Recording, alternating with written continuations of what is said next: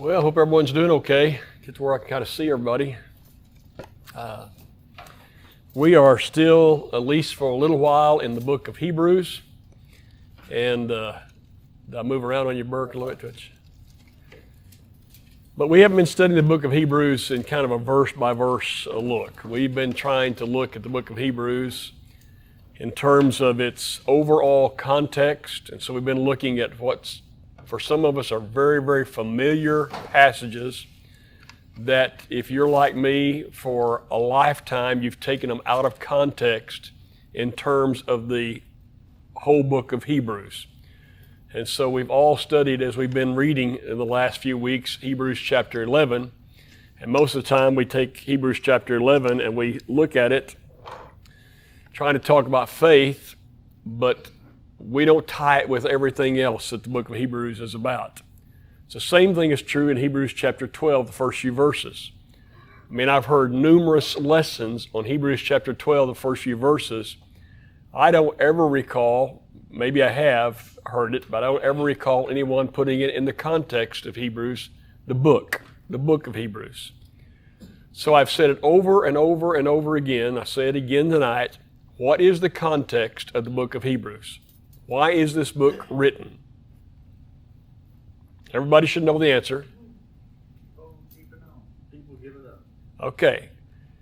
People are giving up, and it seems predominantly written to people who have been of a Jewish background, who have become Christians. They become a part of the kingdom, but they have grown weary along the way, and they begin to go back to their former life. That's the way we started this entire series, that when we give up, we go back to the way we were. We kind of revert back to the way we were. It's kind of like going on a diet, and most of us in this audience have gone on a diet at one time or another. Some of you are thin enough, you've probably never been on a diet, but if you're like me, you've been on a diet, and it worked really well. And I bought some new clothes, and I thought it was going to be this way forever. And then I was trying to find a seamstress to let those clothes out. And then I discovered you couldn't let them out that much. So I went back to the way I was. And so, as Donnie pointed out, this book is written with argument after argument after argument to say, you got to keep on keeping on. And so when we got to the chapter on faith, we began to wonder, how in the world does faith fit? And yet he's showing us in chapter 11 that faith is an ingredient within us.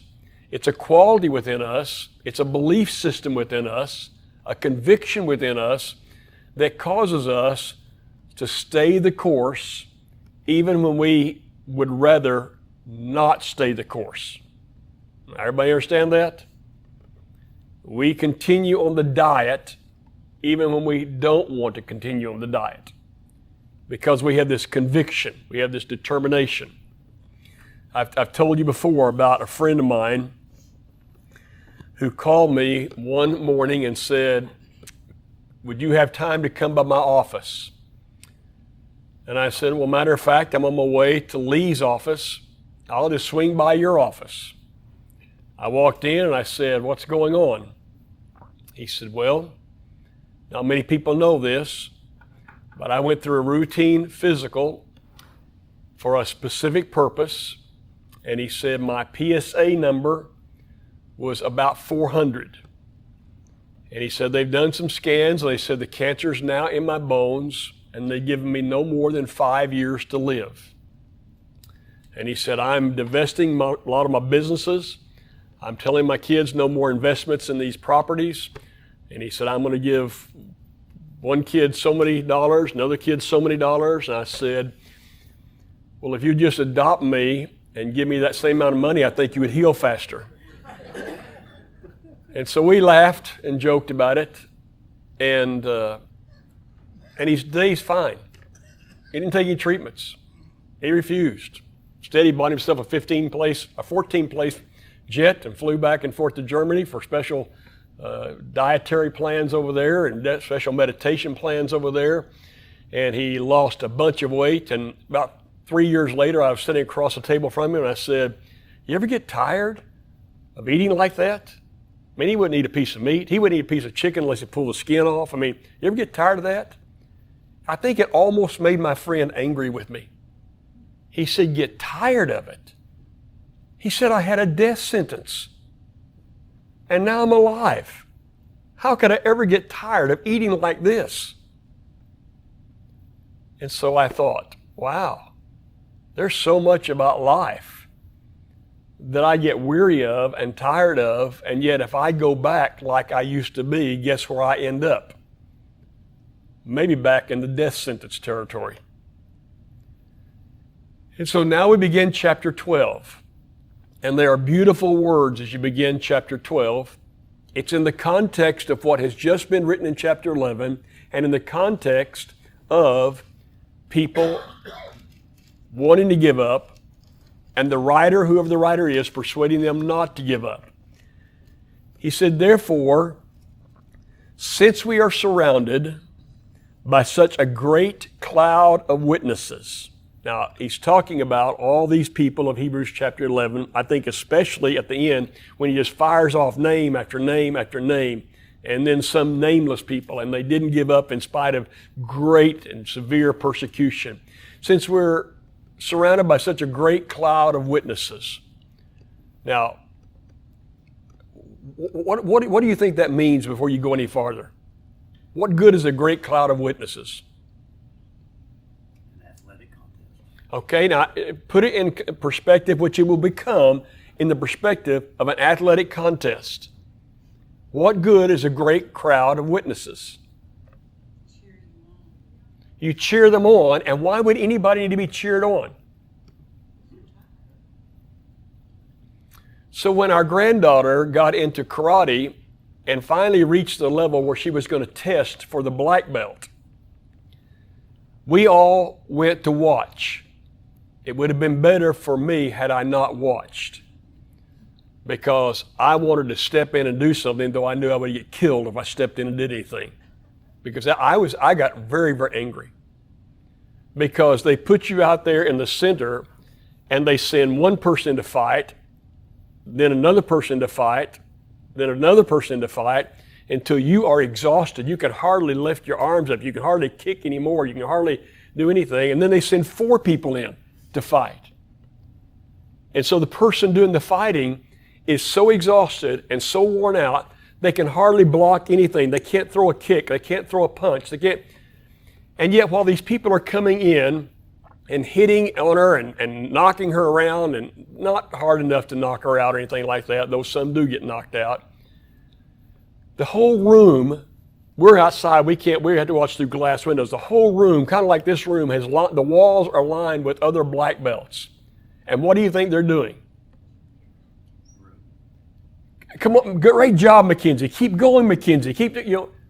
And it kind of makes her willing to lift the hand one more time and willing to block one more until finally the master of the whole thing says, enough. She passed. But along the way, guess what she was wanting to do? I'll just stick with the belt that comes right before this one. This is not worth it. Yet people were there cheering and cheering and cheering.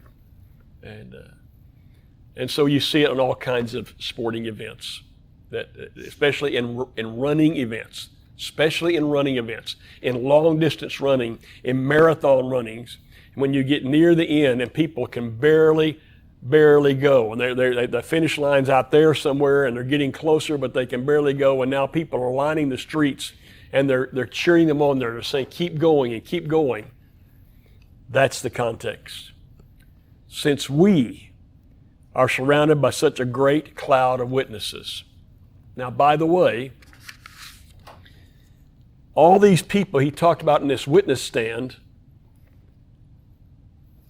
are what?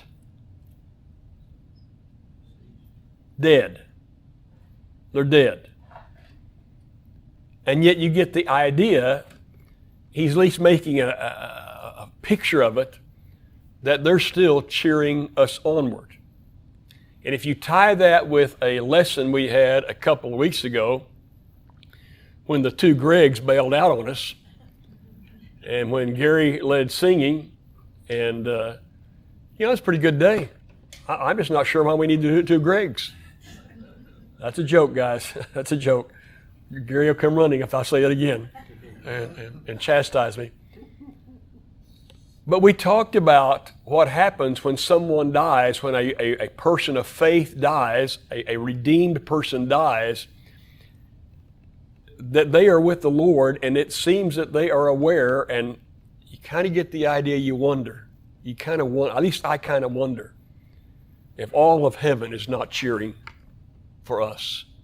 If all of heaven is not cheering for us. And if people whom you actually know, who have gone before you, are not cheering for you. Bizarre thought. Have no proof that I'm right. I just think I'm right. Okay, based on that study. So, that being the case, let us throw off everything that hinders. Let us throw off everything that hinders. Now, I don't know what that means exactly, but I do believe there are many, many, many things that could fall into the category of hindering me from running the race any longer. There are a major number of things that I might need to set aside in order to run the race more effectively. Does that make sense to you? The world tugs at me constantly. I think the world attracts me constantly. And I think that there are many things that make me want to do something for myself instead of something that might require me to set self aside and keep in the race. You would have to decide for yourself what it is that hinders you. But there are many things in this world today that are provided for us to be hindered by. And it's worse every day. And one of the things that hinders us, I don't think sin's the only thing that hinders us, but we ought to set aside those things that hinder us, and the sin that so easily entangles. So there's part of the thing that gets my eyes off focus. There's part of the thing that hinders me from my race because I'm just paying attention to something other than the finish line. Now, everybody getting what I'm saying? The example is running. I have a bad habit, especially when I'm driving a tractor, which I don't drive a tractor much anymore, and my dad kind of decided that was not a good idea either after spending years and years and years. And I told an audience just recently, I went around and around and around many years of my life, and I refused to go around and around and around. I want to go somewhere. And I don't like the round and around stuff. But I was notorious. I was notorious for my mind going somewhere else instead of my business. And I was notorious for looking off over here or looking off over there or doing something. And guess what was happening to the plow or the tractor or the fence that was coming or whatever? I'm the only son my dad had that drove through a fence. Okay? I'm the only one he had. I'm the only one he got rid of too. He kept the other two. I was notorious for taking my eyes off of what needed to be. And even right now, I get distracted all the time. So there's hindrance. And now, also, you got to be careful about the sin that entangles. It's not the only place in the New Testament that will use that idea of entanglement because of sin. What do you think about, what imagery do you get when you think about entanglement? Do what? Can you? Getting caught in a net. Okay, all right, that's really good. Getting caught in a net. And so we see these stories once in a while of a dolphin that washes up on the beach, and the dolphin can't function because it's tied up in some kind of net that was dropped in the sea. Or you get this imagery of a bug coming along and entangles this giant web, and the web made by the spider was specifically designed to what? To entangle them so they can't get out. And so we get into sin, and the sin is designed so as to entangle us, to engulf us, to wrap around us, and tie us up to where sometimes I can't get out by myself. Sometimes I need somebody else to help me get out of that mess. Ken, don't we sometimes, I'm reading about hindrances, don't we sometimes try to take things with us as we're running? I had this vision of somebody, you're trying to take all these other things with you that are slowing you down, instead of just saying, when you say throwing them off, just let them go. But I know I do that all the time. Okay. Yeah, that's really good. Let us throw off, it says, everything. And that's really good. I missed that. I mean, if I'm running with a backpack and I'm getting really, really tired, I might what? Throw it off. Say I'm done with that. Or if I'm getting really hot and I've got a shirt on, I might take the shirt off or whatever. You know, it's anyway.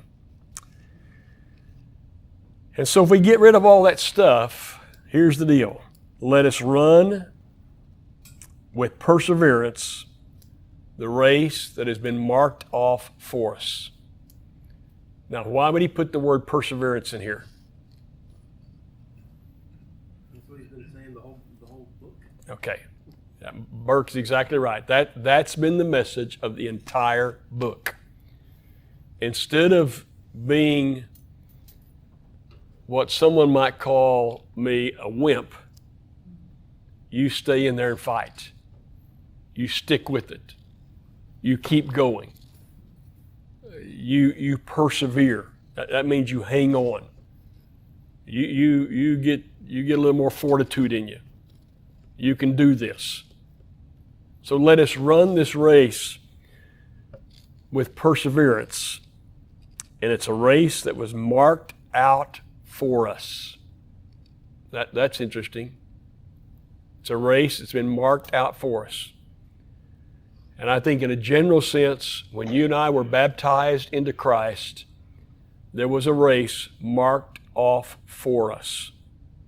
And that race was to stick to our King and to run that race of becoming more and more like Him, which you don't accomplish that even to the end of the race.